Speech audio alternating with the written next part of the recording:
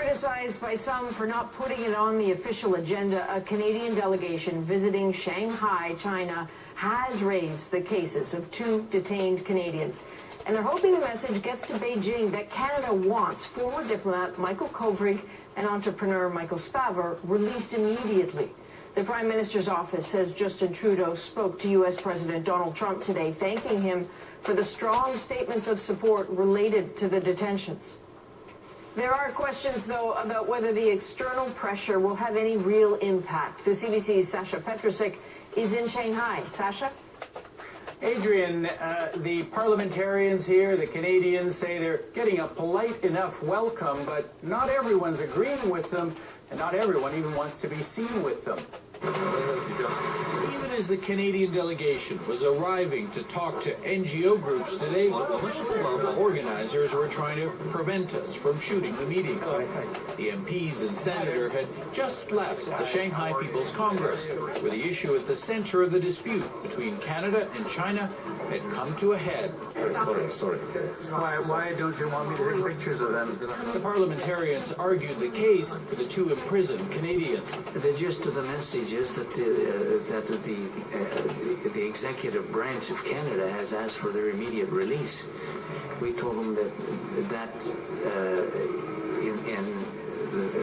any international standard is not fair. Chinese officials confronted the group about the detention of Meng Wanzhou, the Huawei executive arrested in Vancouver at Washington's request.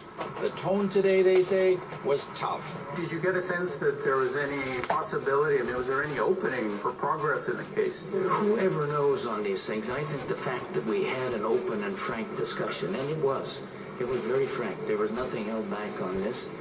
I think anytime you do that creates opportunities.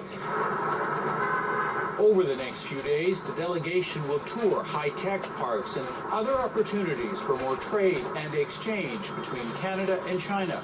But it may not amount to much with this big cloud hanging over the relationship, says Conservative MP Michael Cooper. That until these issues are resolved, there really is not that much to talk about. Yeah, we have an important relationship with China. It's multifaceted, but at the end of the day, the elephant in the room is the fact that we have 2 Canadians here who have been arbitrarily detained. So, Saša, what do we know about how Michael Kovrig and Michael Spavor are actually faring right now?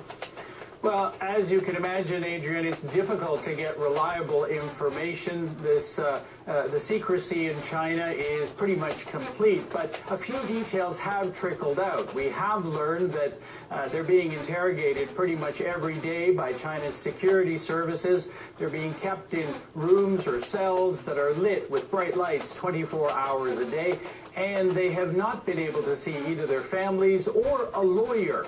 They've seen the ambassador to China, Canada's ambassador, once, and they've been told that's not going to happen very often. So we can't verify much of this, but it is consistent with how China treats people it considers subversive.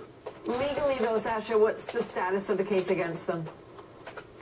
That's a very good question. China's top prosecutor recently said that he thinks the case against them is very, very strong, but there have been no charges, and as far as we know, no legal action has actually started. So right now, they're in a legal limbo, although a very uncomfortable one. Okay, Saša Petricic in Shanghai, thanks very much.